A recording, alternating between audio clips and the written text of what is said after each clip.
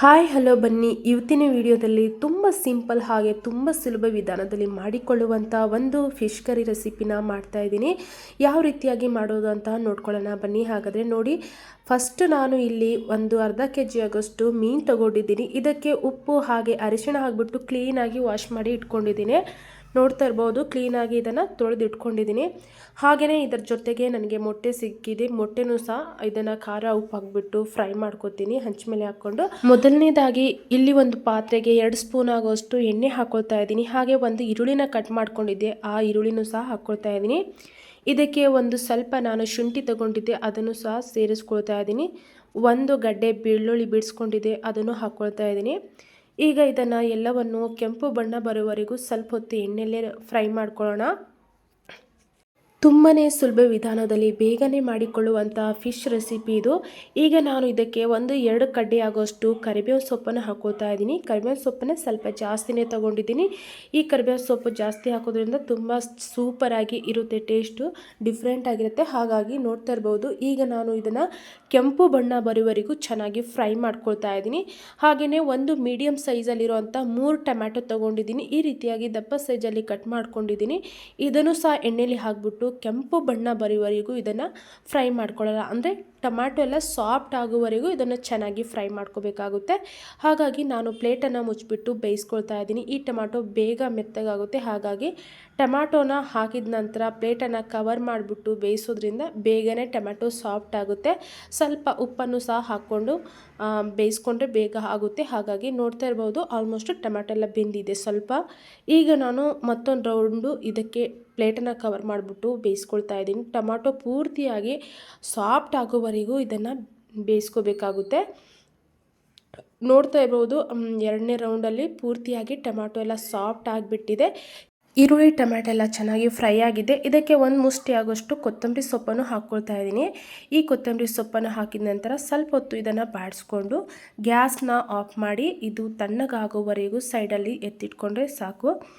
ಈಗ ನೋಡಿ, ಟೊಮ್ಯಾಟೊ ಈರುಳ್ಳಿ ಎಲ್ಲ ಸಾಫ್ಟಾಗಿ ಚೆನ್ನಾಗಿ ಬೆಂದಿದೆ. ಈರುಳ್ಳಿನೂ ಸಹ ಚೆನ್ನಾಗಿ ಕೆಂಪು ಬಣ್ಣ ಬರುವವರೆಗೂ ಫ್ರೈ ಮಾಡ್ಕೋಬೇಕಾಗುತ್ತೆ. ಹಾಗೆಯೇ ಇದು ತಣ್ಣಗಾಗಿದೆ. ಈಗ ನಾನು ಇದನ್ನು ಮಿಕ್ಸಿ ಜಾರಲ್ಲಿ ಹಾಕ್ಬಿಟ್ಟು ಚೆನ್ನಾಗಿ ರುಬ್ಕೊಂಡು ಪೇಸ್ಟ್ ಮಾಡ್ಕೊಳ್ತೀನಿ. ನೋಡಿ, ಈಗ ನಾನು ಇದಕ್ಕೆ ನೀರನ್ನು ಹಾಕ್ಕೊಂಡು ಚೆನ್ನಾಗಿ ಮಿಕ್ಸಿ ಜಾರಲ್ಲಿ ಇದನ್ನು ರುಬ್ಕೊಂಡು ಪೇಸ್ಟ್ ಮಾಡ್ಕೊಳ್ತೀನಿ. ಹಾಗೆಯೇ ಈಗ ನಾನು ಇದಕ್ಕೆ ಸೈಡಲ್ಲಿ ಅದೇ ಮಸಾಲೆ ಹುರಿದಿರುವಂಥ ಪಾತ್ರೆಯಲ್ಲಿ ನಾನು ಸ್ವಲ್ಪ ಇದಕ್ಕೆ ಎಣ್ಣೆ ಸೇರಿಸ್ಕೊಳ್ತಾ ಇದ್ದೀನಿ. ಒಂದು 3 ಸ್ಪೂನ್ ಆಗೋಷ್ಟು ಎಣ್ಣೆನ ಹಾಕ್ಕೊಂಡಿದ್ದೀನಿ. ಇದಕ್ಕೆ ನಾನು ಖಾರಕ್ಕೆ ಎಷ್ಟು ಬೇಕು ಅಷ್ಟು ನೋಡಿಕೊಂಡು 1.5 ಸ್ಪೂನ್ ಆಗೋಷ್ಟು ನಾನು ಖಾರ ತೊಗೊಂಡಿದ್ದೀನಿ. ಸ್ವಲ್ಪ ಇದಕ್ಕೆ ಫಿಶ್ ಕರಿ ಮಸಾಲ ತೊಗೊಂಡಿದ್ದೀನಿ, ಅದನ್ನು 1 ಸ್ಪೂನ್ ಆಗೋಷ್ಟು ಹಾಕ್ಕೊಳ್ತಾ ಇದ್ದೀನಿ. ಅರ್ಧ ಸ್ಪೂನ್ ಆಗೋಷ್ಟು ಅರಿಶಿಣ ಹಾಕ್ಕೊಳ್ತಾ ಇದ್ದೀನಿ. ಇದನ್ನೆಲ್ಲವನ್ನು ಈ ಥರ ಎಣ್ಣೆಲಿ ಹಾಕಿ ಸ್ವಲ್ಪ ಹೊತ್ತು ಇದನ್ನು ಹುರ್ಕೊಳ್ಳೋದ್ರಿಂದ ತುಂಬಾ ಚೆನ್ನಾಗಿ ಘಮ ಬರುತ್ತೆ. ಹಾಗೆ ಕಲರ್ ಕೂಡ ತುಂಬಾ ಚೆನ್ನಾಗಿ ಬರುತ್ತೆ. ಹಾಗಾಗಿ ಇದನ್ನು ಎಣ್ಣೆಲಿ ಹಾಕ್ಕೊಂಡು ಸ್ವಲ್ಪ ಇದನ್ನು ಈ ಥರ ನಾನು ಫ್ರೈ ಮಾಡ್ಕೊಂಡೇ ಹಾಕೋದು. ಈಗ ಆವಾಗಲೇ ರುಬ್ಬಿಟ್ಕೊಂಡಿರುವಂತಹ ಪೇಸ್ಟ್ ಏನಿದೆ ಅಲ್ವಾ, ಈಗ ಇದಕ್ಕೆ ಸೇರಿಸ್ಕೊಳ್ತಾ ಇದ್ದೀನಿ. ಇದನ್ನು ಸೇರಿಸ್ಕೊಂಡಿದ ನಂತರ ಚೆನ್ನಾಗಿ ಇದನ್ನು ಮಿಕ್ಸ್ ಮಾಡ್ಕೊಳ್ಳೋಣ. ಈ ಥರ ಮುಂಚೆನೇ ಎಣ್ಣೆಯಲ್ಲೇ ಖಾರ ಉಪ್ಪು ಅರಿಶಿಣ ಎಲ್ಲ ಹಾಕೋದ್ರಿಂದ ತುಂಬಾ ಚೆನ್ನಾಗಿ ಕಲರ್ ಬರುತ್ತೆ. ಈಗ ನೋಡಿ, ನಮಗೆ ಎಷ್ಟು ಬೇಕು ಅಷ್ಟು ನೀರನ್ನು ಇದಕ್ಕೆ ನಾನು ಸೇರಿಸ್ಕೊಳ್ತಾ ಇದ್ದೀನಿ. ಎಷ್ಟು ತೆಳು ಬೇಕು ಎಷ್ಟು ಗಟ್ಟಿ ಬೇಕು ನೋಡಿಕೊಂಡು ಇದಕ್ಕೆ ನೀರನ್ನು ಸೇರಿಸ್ಕೊಂಡು ನಾನು ಮಿಕ್ಸ್ ಮಾಡ್ಕೊಳ್ತಾ ಇದ್ದೀನಿ. ನೋಡಿ, ಹಾಗೆಯೇ ನಾನು ಬೇರೆ ಬೇರೆ ಥರ ಫಿಶ್ ಕರಿ ಮಾಡಿರುವಂಥ ರೆಸಿಪಿ ವಿಡಿಯೋಗಳು ಇದೆ, ಬೇಕಾದರೆ ಆ ವಿಡಿಯೋನು ಸಹ ನೋಡ್ಬೋದು. ಈಗ ಇದಕ್ಕೆ ನಾನು ರುಚಿಗೆ ತಕ್ಕಷ್ಟು ಉಪ್ಪನ್ನು ಸೇರಿಸ್ಕೊಳ್ತಾ ಇದ್ದೀನಿ. ಈಗ ಈ ಸಾಂಬಾರನ್ನು ಚೆನ್ನಾಗಿ ಕುದಿಸ್ಕೋಬೇಕು. ಈಗ ಪ್ಲೇಟನ್ನು ಕವರ್ ಮಾಡಿಬಿಟ್ಟು ಚೆನ್ನಾಗಿ ಸಾಂಬಾರು ಕುದಿಯುವವರೆಗೂ ಕುದಿಸ್ಕೊಳ್ಳೋಣ. ಮೇನಾಗಿ ಇದಕ್ಕೆ ಸಾಂಬಾರು ಚೆನ್ನಾಗಿ ಕುದ್ದಿದ್ರೇ ತುಂಬಾ ಚೆನ್ನಾಗಿ ರುಚಿಯಾಗಿರುತ್ತೆ ಮೀನು ಸಾರು. ಹಾಗಾಗಿ ನೋಡಿ, ಆಲ್ಮೋಸ್ಟ್ ಸಾಂಬಾರೆಲ್ಲ ಚೆನ್ನಾಗಿ ಕುದಿ ಬಂದಿದೆ. ಈ ಥರ ಮೊದಲೇ ನಾವು ಸಾಂಬಾರನ್ನ ಚೆನ್ನಾಗಿ ಕುದಿಸ್ಕೊಂಡ್ರೆ ತುಂಬಾ ರುಚಿಯಾಗಿರುತ್ತೆ ಮೀನು ಸಾರು. ಮಸಾಲೆ ಎಲ್ಲ ಚೆನ್ನಾಗಿ ಬೇಯಬೇಕು. ಹಾಗಾಗಿ ನಾವು ಇದನ್ನು ಮೀನನ್ನು ಹಾಕಿದ ನಂತರ ಜಾಸ್ತಿ ಹೊತ್ತು ಬೇಯಿಸ್ಕೊಳ್ಳೋಕ್ಕಾಗಲ್ಲ, ಯಾಕಂದರೆ ಮೀನು ಬೇಗ ಬೇಯುತ್ತೆ. ಹಾಗಾಗಿ ನೋಡಿ, ಈಗ ಸಾಂಬಾರು ಚೆನ್ನಾಗಿ ಕುದ್ದಿದೆ. ಈಗ ಇದಕ್ಕೆ ಎಲ್ಲ ಮೀನನ್ನು ಸೇರಿಸ್ಕೊಳ್ತಾ ಇದ್ದೀನಿ. ಒಂದೊಂದಾಗಿ ಎಲ್ಲ ಮೀನನ್ನು ಸೇರಿಸ್ಕೊಳ್ತಾ ಇದ್ದೀನಿ. ಈಗ ನಾನು ಇದಕ್ಕೆ ಸ್ವಲ್ಪ ಇದನ್ನು ಮಿಕ್ಸ್ ಮಾಡಿಕೊಂಡು ನಾನು ಈಗ ಇದಕ್ಕೆ ಸ್ವಲ್ಪ ಹುಣಸೆ ರಸನೂ ಸೇರಿಸ್ಕೊಳ್ತಾ ಇದ್ದೀನಿ. ಮುಂಚೆನೇ ನೆನೆಸಿಟ್ಕೊಂಡಿರುವಂಥ ಹುಣಸೆ ರಸನೂ ಹಾಕ್ಕೊಳ್ತಾ ಇದ್ದೀನಿ. ಹುಣಸೆ ರಸನ ಆದಷ್ಟು ಮೇಲಿಂದ ಹಾಕ್ಕೊಂಡ್ರೆ ಚೆನ್ನಾಗಿರುತ್ತೆ ಲಾಸ್ಟಲ್ಲಿ. ನೋಡಿ ಈಗ ಇದನ್ನು ಪ್ಲೇಟನ್ನು ಕವರ್ ಮಾಡಿಬಿಟ್ಟು ಚೆನ್ನಾಗಿ ಕುದಿ ಬರುವವರೆಗೂ ಮೀನನ್ನ ಚೆನ್ನಾಗಿ ಬೇಯಿಸ್ಕೊಳ್ಳೋಣ. ನೋಡಿ ಈ ಥರ ಕುದಿ ಬರ್ತಾ ಇದೆ. ಈಗ ನಾನು ಇದನ್ನು ಒಂದು ಸೈಡಿಂದ ಮತ್ತೊಂದು ಸೈಡಲ್ಲಿ ಈ ಮೀನುಗಳನ್ನು ತಿರುಗಿಸ್ಕೊಳ್ತಾ ಇದ್ದೀನಿ. ನೋಡಿ ಈ ಥರ ಒಂದು ಸೈಡಿಂದ ಮತ್ತೊಂದು ಸೈಡ್ ತಿರ್ಸ್ಕೊಂಡು ಮತ್ತೊಂದು ರೌಂಡು ಇದಕ್ಕೆ ಪ್ಲೇಟನ್ನು ಕವರ್ ಮಾಡಿ ಬೇಯಿಸ್ಕೊಂಡ್ರೆ ಸಾಕು. ತುಂಬ ಬೇಗ ಕ್ವಿಕ್ಕಾಗಿ ನಮ್ಮ ಫಿಶ್ ಕರಿ ಅಂತೂ ರೆಡಿ ಆಗುತ್ತೆ. ನೋಡ್ತಾ ಇರ್ಬೋದು, ತುಂಬಾ ಸುಲಭ ವಿಧಾನದಲ್ಲಿ ಬೇಗ ಮಾಡಿಕೊಳ್ಳುವಂಥ ಮೀನು ಸಾರು ಇದು.